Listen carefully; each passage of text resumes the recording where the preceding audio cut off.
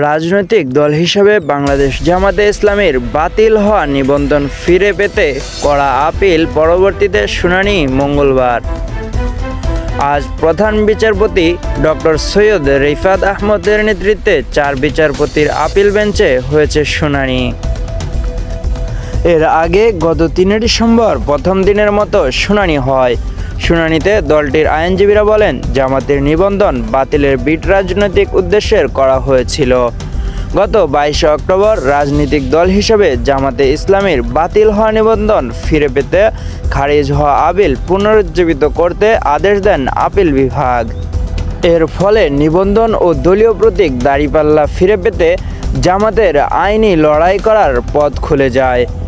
এক রিট আবেদন নিষ্পত্তি করতে 2013 সালের 1 আগস্ট জামাতে ইসলামীর নিবন্ধন বাতিল ও অবৈধ ঘোষণা করে হাইকোর্ট। এরপর 2018 সালে 7 ডিসেম্বর জামাতে ইসলামীর নিবন্ধন বাতিল করে প্রজ্ঞাপন জারি করে নির্বাচন কমিশন। সাদিকুল ইসলাম, উন্মুক্ত বাংলা।